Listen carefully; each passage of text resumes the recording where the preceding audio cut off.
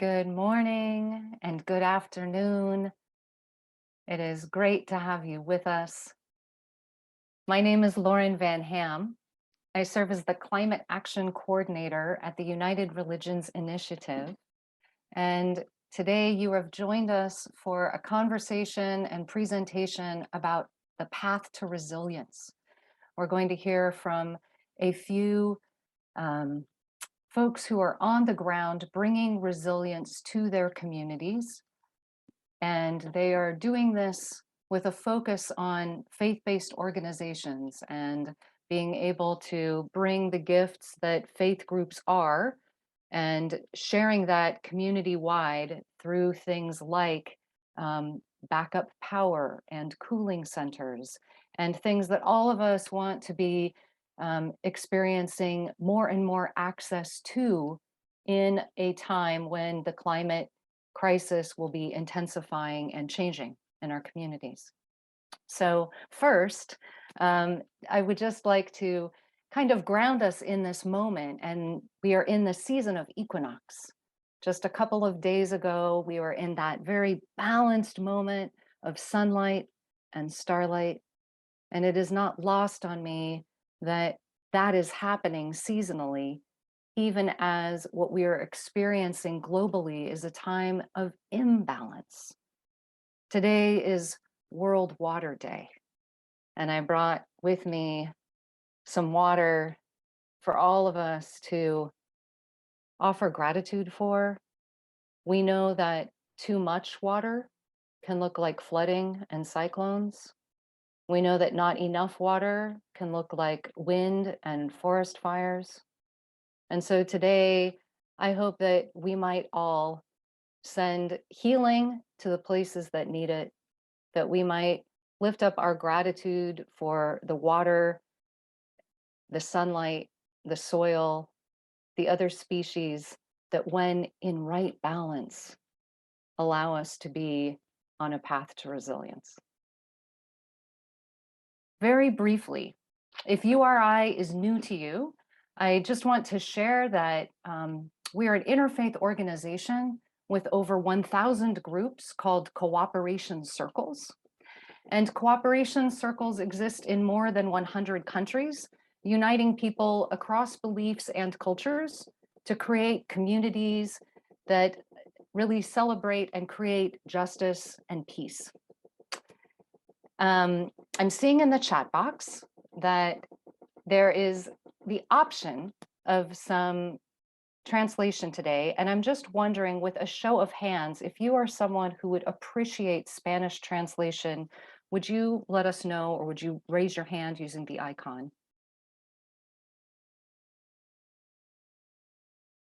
Looks like we are probably okay. So Vasu, I thank you so much for your availability to make that happen. And we will find ways to share this recording, perhaps with others who need it in a different language. We can talk about that. So I'm going to hand the baton now to Carrick, who is our co-host today as a member of World Resources Institute. He'll tell us a little bit about WRI and introduce the next speaker. Thanks very much, Lauren, and hello, everyone. My name is Carrick Redden. I'm the project manager at World Resource Institute's Faith and Sustainability Initiative. World Resource Institute is an organization of about 1,800 staff working across 12 international offices with partners in over 50 countries, focusing on urgent challenges facing our planet. Those include food, forests, water, ocean, cities, energy, and climate. And we partner with leaders in government, business, civil society to research, design, and carry out practical solutions to improve people's lives and ensure nature can thrive. As a part of this work, the Faith and Sustainability Initiative specifically supports faith-based organizations and religious institutions in taking on timely, informed, science-based, and coordinated action to combat climate change and promote sustainable development. Our initiative works in three main areas: conducting research on the physical assets, financial assets, and individuals involved in faith-based organizations to support action and possible climate contributions, to also design sustainable action to help faith-based organizations create and implement sustainable practices. That is really what we're looking to do here today through this conversation about community resilience hubs and the role that faith-based actors can play in supporting resilience among their communities. And finally, supporting advocacy and mobilization and the development of faith-specific outreach strategies to promote environmental sustainability, climate action, and human well-being. So I'm very pleased today to be joined by our colleagues at URI, as well as a very impressive group who have been doing this in their local communities. And I'm excited to introduce to you all for some remarks on this importance of urban resilience and the role that faith-based institutions can play. The urban resilience lead for World Resources Institute, Ms. Smita Raut, who is joining us and will be providing some remarks. Briefly, Smita is leading a team of researchers and urban development professionals focused on helping cities manage and adapt to their climate risks while advancing human and environmental health, economic opportunity, and social wellness. Smita, I give you the floor. Thank you. Thank you, Carrick, and thank you, Lauren, for those framing remarks. It's really great to be here amongst all of you, and I'm very excited to both share some reflections and thoughts from my side on the work that I have seen emerging in the climate resilience space, focused on community-based action and really looking at community resilience as a core function of building urban resilience and city level resilience. As we all know, and as we have heard and witnessed ourselves, our world and our surroundings are getting hotter and drier with intensifying heat waves and extreme temperature events. In fact, heat events are estimated to be one of the biggest causes of death and morbidity amongst older and more vulnerable populations, disadvantaged communities, and workers working in outdoor settings. And climate scientists are warning us that there's a global wildfire crisis that is already at our doorstep with, as we all have seen, wildfires ravage states and communities and landscapes and wildlife from California to Colorado to New South Wales in Australia to the hill towns in India. This is a real challenge that we will need to help communities help address and build resilience towards.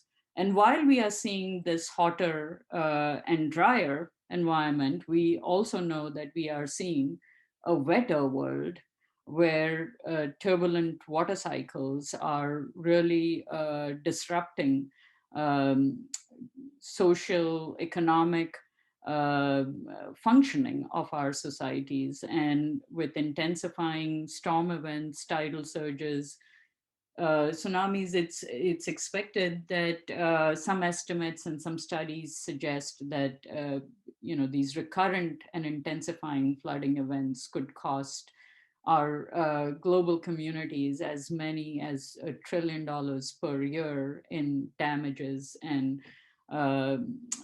destruction. And therefore, I think dealing with both this wetter and turbulent world and the hotter and drier world requires kind of joint action from all communities and from all members of the society.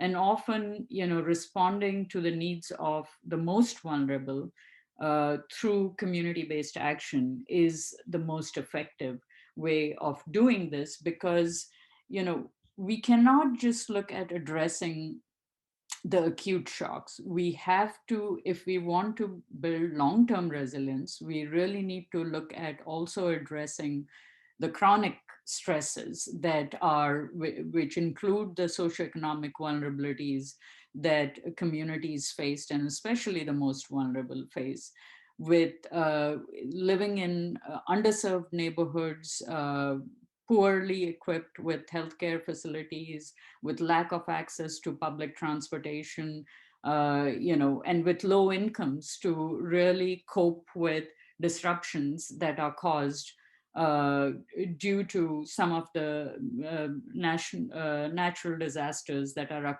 occurring at higher frequency and greater intensity.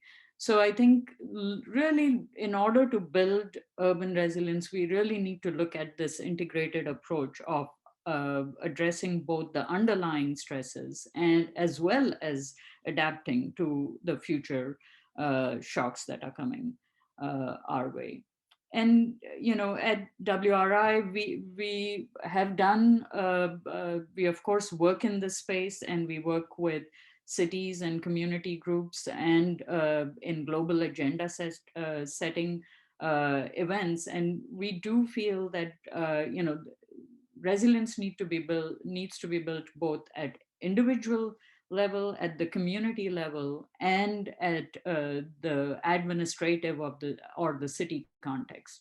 In order to build resilience at the community level, we need to look at integrated solutions, looking at how to improve social cohesion, how to improve community preparedness and training, how to better link communities to public programs and efforts, as well as how to initiate changes in the local environment and infrastructure and assets so that they are adaptive to future risks. Therefore, I think resilience building at its core, while it needs to address all these three levels of resilience, at the central level is helping build community resilience, which is critical to make this viable and enduring for our communities. Resilience hubs, I feel, which is the core of the conversation we are having here, are an important solution set in building this community resilience, because these are community serving facilities that really work at the nexus of the social, economic, and environmental risks that we are facing. They work in a complementary way to help build both community resilience, support emergency management, help climate change mitigation, at the same time build social equity, and help communities become more socially responsive to each other and socially connected, while improving their own capacities to gain greater awareness to future shocks and be able to address them as a community and as a collective. So I think this is, this is an important concept, and I'm so glad that today's conversation is focusing on this, because this is really where a lot of organizations can play a role in ensuring the resilience initiatives are both community embedded, rooted in being people responsive, and really integrating and engaging the communities in developing the solutions. And I would just like to, there are of course, these solutions, these kind of solutions are gaining much attention and traction, and we are seeing a lot of strategies being deployed in cities, which have this kind of community-based assets being redeployed to address resilience issues. An example of that is the community cooling centers initiative that is supported by New York City, which has helped repurpose 500 public facilities all across the 5 boroughs in New York City to really repurpose the public libraries, the senior centers, and community centers to offer free, safe, and easy to access air-conditioned spaces within those vulnerable communities where the community members in low-income neighborhoods don't have access to air conditioning, don't have access cannot afford the energy bills, and the energy burdens are quite high for them to be able to comfortably deal with extreme heat events in their own houses. So, these kind of initiatives can help create those embedded spaces for heat resilience across the city, and are important kind of initiatives to learn from. Another important or a very innovative initiative that comes to my mind is this work in the city of Boston, where the city initiated a third spaces program to really focus on building community resilience in low income neighborhoods in Dorchester and other places in Boston and Massachusetts, where really, the one of the key challenges for community for people living in low-income communities is lack of access to safe spaces and healthy spaces for interaction. A number of programs have been initiated through this Third Spaces initiative, which includes what you're seeing here is a writer's room project, which offers flexible after school activity space for high school students in low income areas, a community garden or a urban farming project, which helps provide, which is being supported by a crowdfunding campaign to provide job opportunities for local communities to grow healthy foods, and at the same time simultaneously address vacant land issues. This is another example that I wanted to share with you. With more and more capacity needed for response and recovery directly in the communities on the ground, there's also important efforts and innovative efforts ongoing in many cities, like this one that I wanted to share with you all from the city of Berkeley, where organizations with the city's partnership are training volunteer efforts to be more coordinated and organized, follow protocols and standards so that we can optimize those volunteer resources that are available within communities to support in response and recovery efforts. As the nature of disasters and the scale of disasters keep going on, we will need a whole of community approach to support faster and quicker response and recovery. Similar efforts are, of course, going on globally as well. Recently, during in order to support pandemic resilience, in India, uh, 20,000 self-help groups in low-income communities were mobilized across 27 Indian states to really help empower these trusted networks of community members to rapidly provide awareness services about social distancing, mask wearing.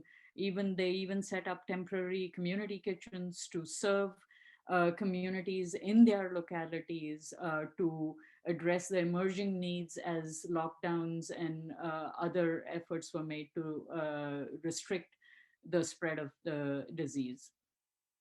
Similarly, building financial resilience is very critical. And this example is from New Orleans, where an initiative called the St. Bernard's Project, which evolved after the Katrina disaster in New Orleans, is really looking to help improve financial literacy of homeowners and small businesses in the communities to really help advise them on how to have the appropriate levels of insurance to cover risks that might appear, that might cause both financial damage and harm to them, how to have adequate access, how to even access federal funding when national disasters get declared, how to be prepared in order to access that and know enough information to be able to access these other resources which become available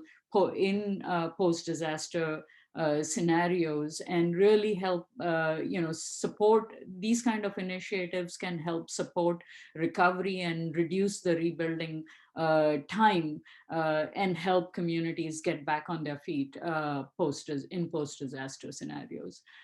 Similar other networks and initiatives that have emerged are around innovative communication strategies focused around faith-based institutions who can reach through their congregations to communities across the region to, in this case, this is an example from Chile where in order to help create awareness around tsunami and fire risks that the community faces, the local church was involved in developing, actually, in creating alerts for tsunamis and supporting community evacuation drills through the members from their congregation. So training them, supporting them, asking them to volunteer in the community to support those kind of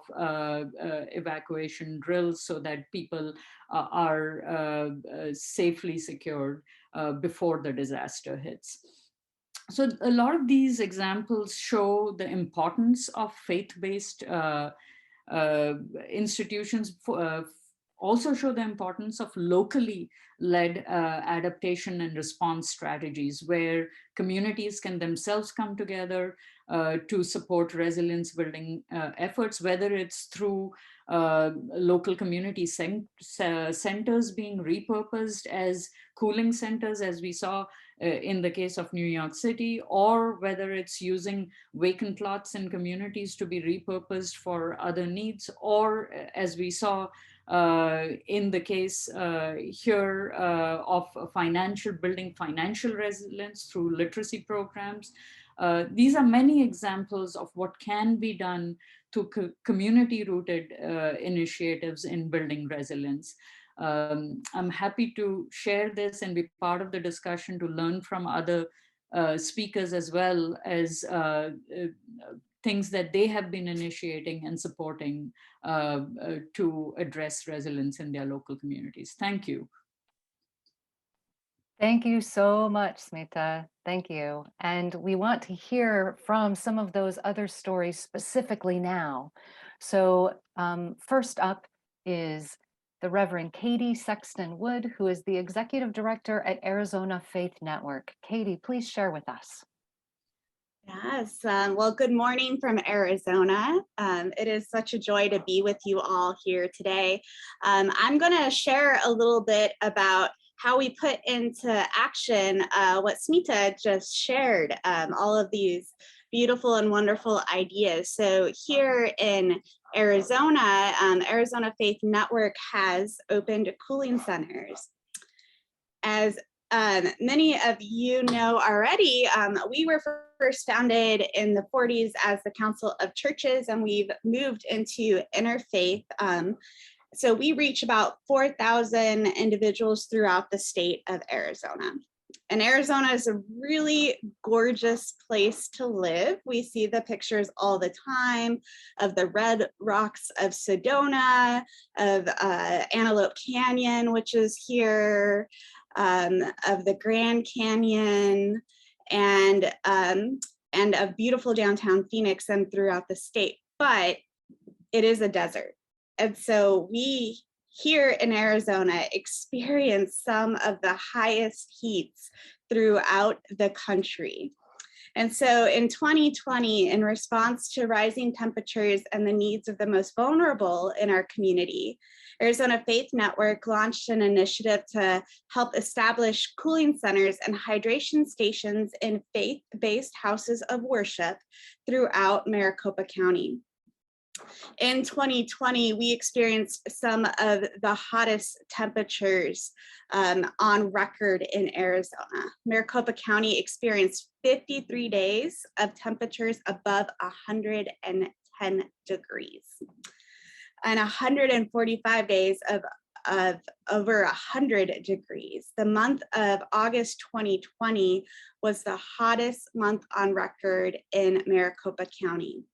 This happened all during the pandemic on top of that, and also during a historic drought. Just this morning in the Arizona Republic, there was an article talking about how we will continue in the drought, which has really been the story of my life. But the drought we're in right now is the worst it's ever been. And we don't know how we're going to be moving out of it anytime soon. These charts right here are statistics in the year of 2020 of heat-related deaths in Maricopa County. There were over 300, and statewide in the heat season, there were over 500 deaths. Most of these deaths break down and hit in ages you wouldn't particularly expect. Often we might assume that these deaths are hitting our elderly age groups, but they really are hitting folks that are in those middle age groups. Also to note, again, to put in context, this happened in the middle of the pandemic. And so these deaths are after ruling out COVID at some of its peak times. By the time you're experiencing an extreme heat emergency in your body, which really happens very quickly, you're already not just starting to get sick, you're having an emergency. And so by then you need to get to the hospital.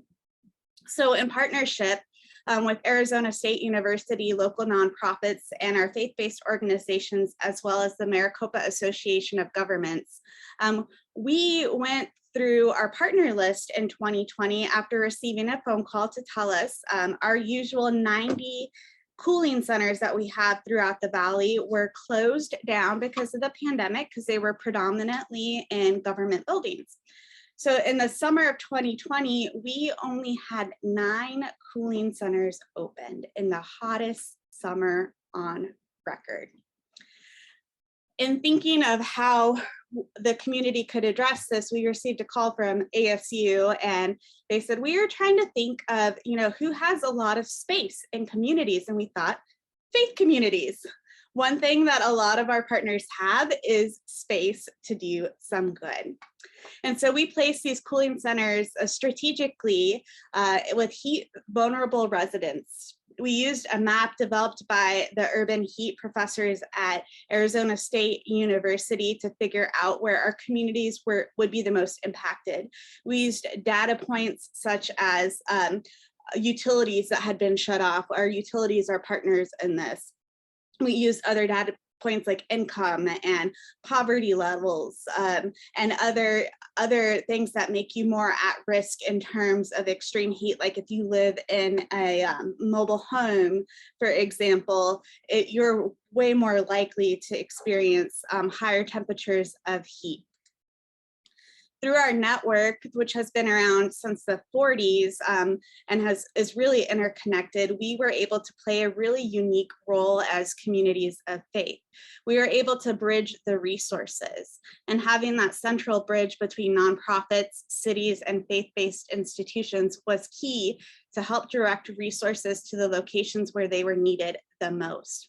Resources are not just needed in the major cities across the country, but also in the surrounding suburbs, where we are seeing poverty being pushed out as affordable housing becomes an issue in Arizona. Our faith communities were able to help direct these resources because they knew their neighbors. That's at the key of who we are as people of faith, is to know and love our neighbors. And so our communities that needed help were way more likely to come into a space that was intentionally designed to welcome them in extreme heat or weather crisis and be comfortable after coming in and learning the rules. We did have challenges with the pandemic, so we had to make sure that we had extra supplies. So we were able to do water drives if your faith community wasn't able to host because perhaps you were not in that local area, or if you just, due to your tradition, weren't able to open your doors that way, you collected water and donated it. So we had these beautiful scenarios where we would see all different faith traditions dropping off supplies and being volunteers. And there's this gorgeous interfaith collaboration to make this happen. We also, another example of how our local network activated faith communities throughout Arizona was financial donations. So our local Quaker community provided a matching grant that helped offset expenses to faith communities that served as cooling centers. We have to take into account when we're asking faith communities to serve in this way, that institutional religion is at a decline in a lot of our different traditions. And so there is not the financial resources, especially in our vulnerable communities, that there once were. And so AFN is able to, one, run fundraising drives to challenge other faith communities to match what others have donated. We also apply for grants with foundations and trusts throughout the state. And we turn around and use those resources to fund and staff and offset the expenses that faith communities incur by hosting this. This is vital and something I talk to our government officials about all the time. We are not moving the burden of extreme weather events from the government to nonprofits and in faith-based institutions. We need to be working in partnership to alleviate that and address that. And I apologize, my dogs are joining in here. I don't know how much they're coming across, but they're right behind me outside. And in Arizona, as a traditionally fiscal conservative state, I will say, it can become really easy for nonprofits to pick up what the government is not doing and then not have to have that accountability. So it is essential that when we are doing these services that we're moving as partners together, because nonprofits and faith-based institutions may not always be able to provide the service in a way that the government and federal and state funding can. So that needs, I just want to emphasize that as partners, we help address this, but we are not alone and we are not siloed in this, because there needs to be a long-term plan. We know it's not going to suddenly become cooler throughout the years here in Arizona. We are uniquely positioned as faith houses of worship and faith communities to host in those neighborhoods. As I said, these are some pictures of some of our areas that we hosted.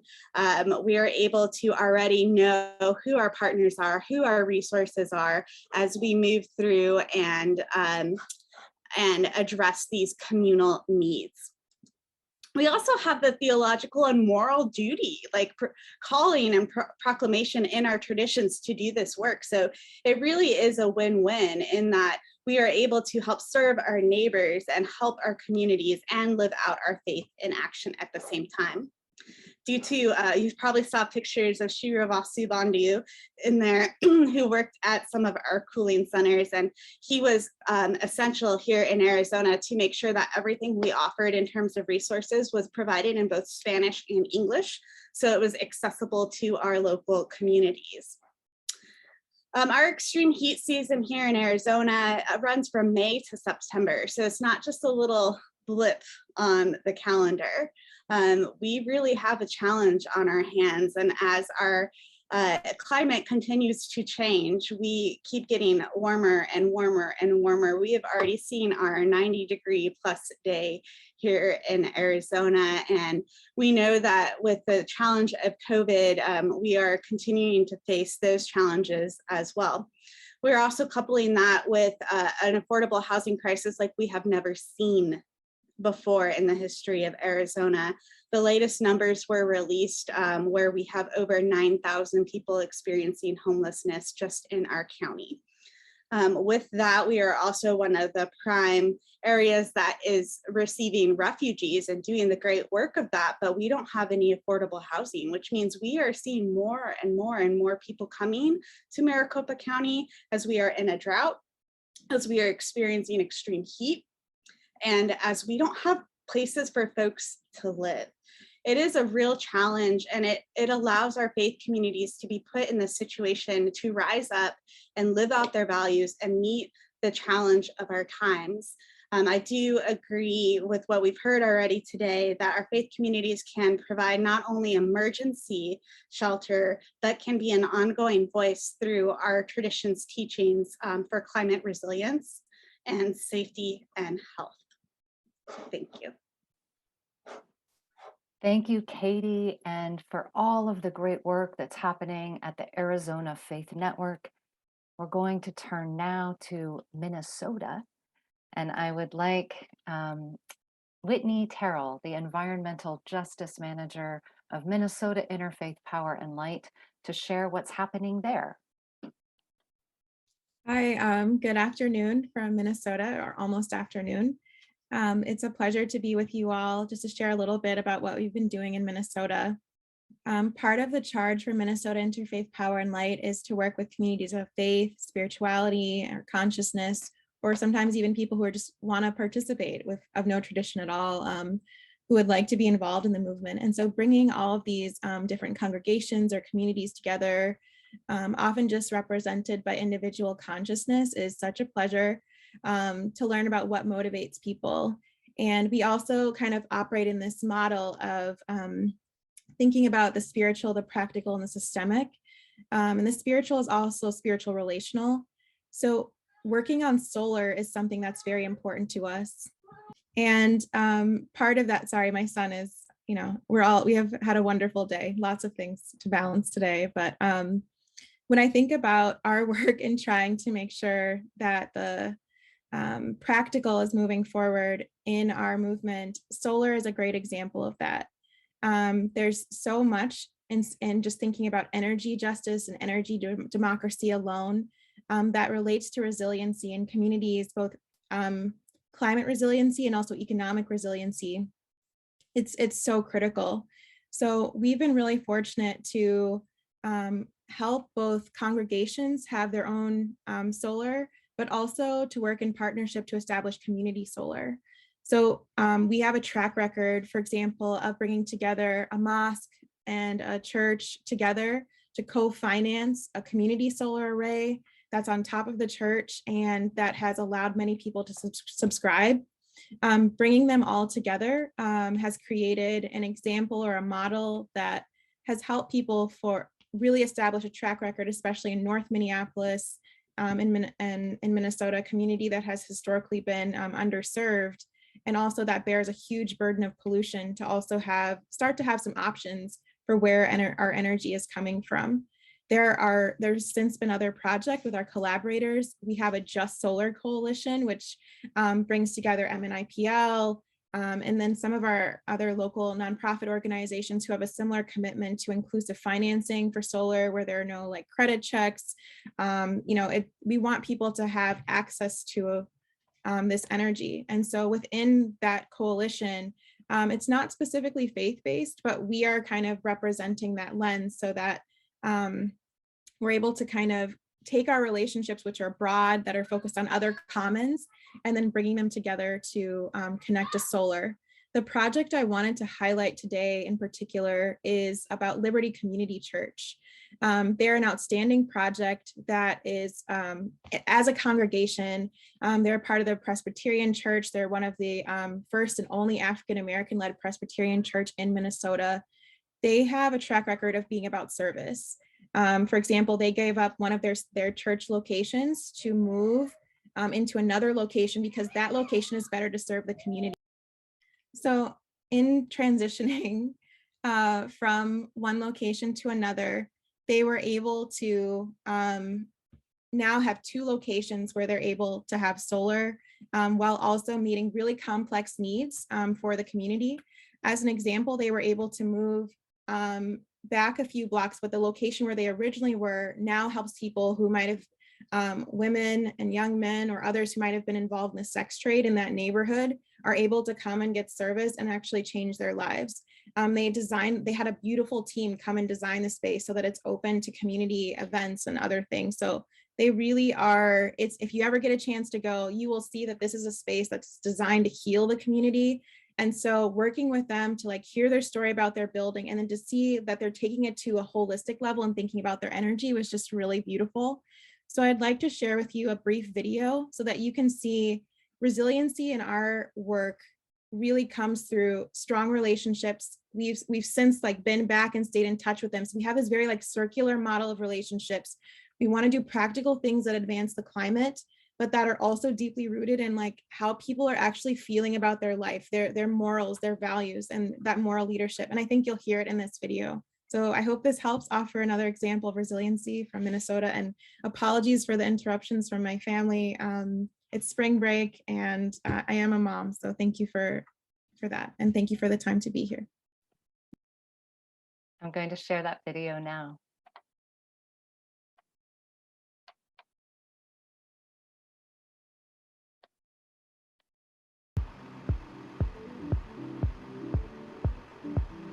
My name is Joaquin Thomas. I am the president of Gold Solar Construction. I've been in solar for 10 years. I just love it. The guys that I hire are from these areas, born and raised. I'm able to offer guys a career. They can support a family and they have opportunities to grow. So we're at George Floyd Square here in Minneapolis. We actually are doing an array literally like 2 buildings down from here. It's exciting and it's meaningful, and I'm honored to be a part of the project. Lake Street Solar and the dollars they invest in keeps it all possible. We were looking for some opportunities to invest. I wanted to create some opportunities for underserved communities, especially after the George Floyd murder and some of the impact that Lake Street and Lake Street communities have had. We were introduced to Minnesota Interfaith Power and Light. One of the things that we bring is just a lot of relationships. What we have done is we have modeled how if a group of people come together and look at whatever the circumstances are, that they can put creative solutions together, that we don't have to be defined by what the big banks want us to do. So we're at 2100 Emerson, Liberty Community Church. We're actually our own little small utility up here, believe it or not. We're going to invest in the community, we're going to invest in solar, and we're going to invest in companies like JT that have a mission to train and expand the workforce that comes from this community. We oftentimes won't have hope that we can be engaged because we don't see people who look like us. So Go Solar looks like us. My name is Alika Galloway. I serve as one of the senior pastors at Liberty Community Church and also CEO of Northside Healing Space, a radical, restorative place that we co-create for healing on the north side of Minneapolis. Northside Healing Space started with a dream and a request from survivors of sex trading and trafficking, and they wanted a place to rest. They wanted a place to remember their humanity and to resist objectification as they revive. But you cannot heal if your planet is sick. So the same thing we do to women and girls and boys and men who practice survival sex trade, objectifying that body, objectifying that personhood, is what we have done to the planet. Having clean, local energy just makes sense at the end of the day. I don't even want diversity to be a big deal because it's just normal, right? I want my kids to grow up and not have to experience the pain that comes with racial disparities. This is just the beginning of a partnership and of a relationship. It's not the end. So as I think forward into all the ways that we can build opportunities for sustainable jobs and supporting families, this is just the beginning of that story.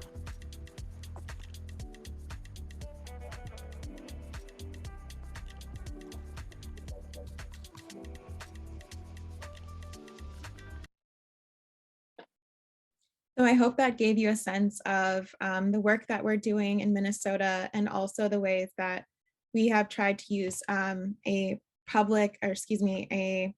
nonprofit and for-profit partnership. So Amber Nakfi's company is actually benefiting from the tax credits that the nonprofit would not have been to help finance the solar. And I'm happy to share an article from our local paper that helps explain that if others want to adopt that model. Thank you. Thank you so much, Whitney, and just cheers for Minnesota and the great work that is happening there. We're going to hear from our final presenter today, another URI Cooperation Circle, California Interfaith Power and Light. And the Northern California director is Lior Milgram Gartner. Lior, thanks for being with us. Hi, everyone. Good morning. Great to be here. And I'm so inspired by all the actions and thinking that is going into this work. I'm coming to you from San Francisco, Ohlone land. And all I have is a little video, and I didn't have pictures of how this work got started in resiliency. Smita kind of took care of that for me. But California Integrated Power Line's been around for 20 years. And from the beginning, we've been working with communities of faith and conscience to address the changing climate. We focused really on mitigation, energy efficiency, solar panels on houses of worship, kind of beautiful work to protect the world that we knew and loved. And then the very first picture that Smita shared was of the changing landscape here in California. When images of wildfires and talk about drought and climate change emerge, it is very often our own backyard here. And I think it was now about 4 years ago when here in the Bay Area, there were wildfires that erupted, forcing thousands to flee. Right? The lucky ones were able to flee. And they, like so many, went to houses of worship to knock on their doors, to look for resilience, to look for recovery, for solace, for water, for resources. And as the story kind of came to me, many weren't prepared. We were not prepared as a collective for our own backyard, to have climate refugees, to take care of one another in this way. And so we realized that our call was now beyond mitigation. Climate change is here, it is now. And we communities that have stepped up to this moral call of caring for the earth really needed to actually increase our adaptation, to acknowledge that climate change is here. And I don't remember who said it, but talking about the love of the neighbor really means, and today, especially here in California, it means that caring for the neighbor is caring for the climate realities that we are seeing and feeling today. So we embarked on an effort of creating resiliency hubs at houses of worship. And the other piece of the wildfires that we're experiencing is we've also kind of now had this vernacular of PSPS events. Oh, that just means the utility shut down your power for an undefined period of time, and you're expected to roll with it because the consequence otherwise is the potential of wildfires. So we have a system now of not just drought, wildfires, smoke, and unknown power shutoffs. And of course, hovering throughout all of this is the constant concern around earthquakes, which would in a moment cause for the preparedness needed of all of these climate realities that we're talking about as well. And so we already had kind of the relationships, the partnerships, the financing, the congregations to install solar. And so we work to add to that a conversation around backup power and about backup storage, so that these communities, these houses of worship, could keep on their lights, have their air purifiers going, have medications in the fridge for their community. But the vision is amazing, and the implementation is a little bit more challenging. And before I keep going, and whoever it is, maybe Karak or to show a video about one of the congregations that we worked with.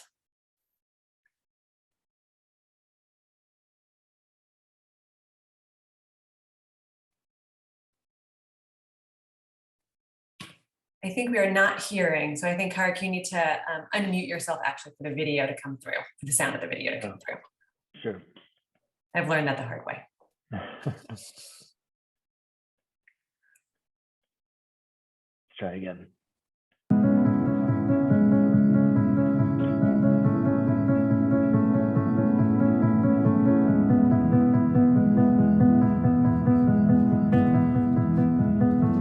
We're in the middle of the coronavirus pandemic, but work still goes on, and we're looking forward. The name of our church is Hope, And we're looking forward and moving forward even in the installation of this project.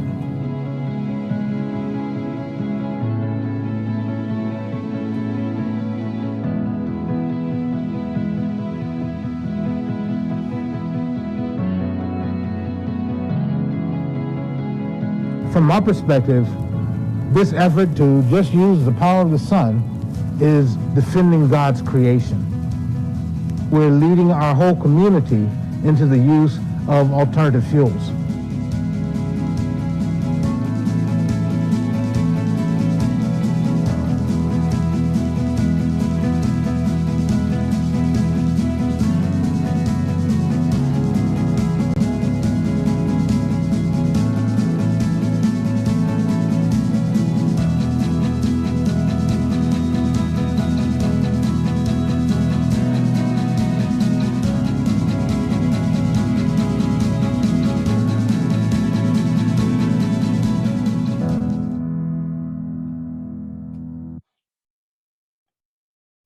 Fabulous. Thank you so much. So Revolve is one of these partners that helps us get solar on the houses of worship across California and actually elsewhere across the state. And you may notice that in this video, it's a beautiful story of their solar installation that indeed actually went up as their pews were empty. And there's no mention of battery. And across town, during the same period, a different congregation was with a similar mission to care for community and resilience, was able to pass and get installed solar and backup battery storage. And the story of the two is a little bit different though. One is a story of a congregation with the same story is two communities with a vision to care for creation, care for the earth, care for the neighbor, and offer resilience to the community. The story of means and financial access between the two were really different. And so one was able to go ahead, take the incredible financial burden around battery storage, which is still does not pencil out. And we're able to, being mission driven, move forward with storage. Hope United Methodist Church shared that vision, and the battery storage was not in their game plan in terms of finances. So they went ahead doing what they could to care for creation and reduce climate pollution and take on that narrative. And resiliency had to wait. And so that's the piece I think of the complexity that I think Reverend Katie spoke about so beautifully, is that we know, and right here in California especially, we talk about earthquakes, and that has been the vernacular forever. We understand, right here we have the term, like, your preparedness in 72, that the first 3 days, it's you and your community are going to be on your own. After that, maybe the county or the city will be able to help you. A week later, FEMA should be able to come in and support. But those first 3 days, it is about your community and your community alone. And in that way, it is the government partners increasingly understand that houses of worship, community centers are the first source of resources and access to community members. And but the financial burden can't come to the disadvantaged communities, to really any community, let alone those who've already been otherwise impacted. And so we are grateful that actually we were able to find a government partner to be able to fund the storage. And we are kind of waiting, now speaking of government, waiting for permitting to allow for us to install the storage, and then scheduling for an Earth Day event of resilience, of community education, for the ribbon cutting of the solar plus storage. It takes so many partners, and what's so wonderful about this space is the development of case studies and resources, because of kind of, if you zoom out, and as you think about kind of the Arizona image was really beautiful, we have houses of worship dotted every few miles across every community in America. If we as communities can be a resource, people already know us as resiliencies of spiritual sustenance. And if they understand, and we can actually step up to be resilience in a changing climate and a changing world, we will all be protected for those first 3 days and beyond. Thank you so much, Lior. Reverend Katie and Whitney, Smita, thank you for providing an overview.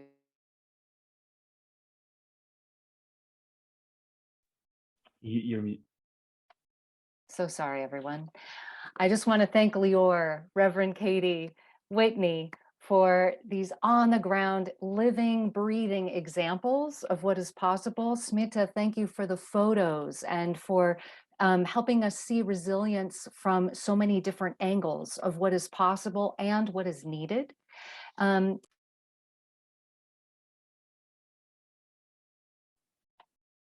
trying to share, there we go, some questions. These are for all of you. These are next step questions for you to be thinking about for yourself as an individual, in that next concentric circle out as a community, and even more broadly, what does resilience look like? What is the path to resilience where you live? We saw videos today from a number of churches, but we know that there are synagogues, there are mosques, there are other houses of worship and spiritual communities who are also participating in the effort to become more resilient in local ways. So we would love to hear from you. If you have questions or stories that would be useful for us in follow-up, why don't we presenters just take a moment now to put preferred contact information in the chat box so that those who are watching this recording know where to get more information if they would like it. And with that, I'll just bring us back to this moment of equinox where we began, to this moment of World Water Day. May all beings know resilience. May all beings have what they need, enough, in an equitable and thriving way. This is my prayer for all of us. Thank you so much for attending, and we look forward to becoming more resilient together with you in the days to come. Be well.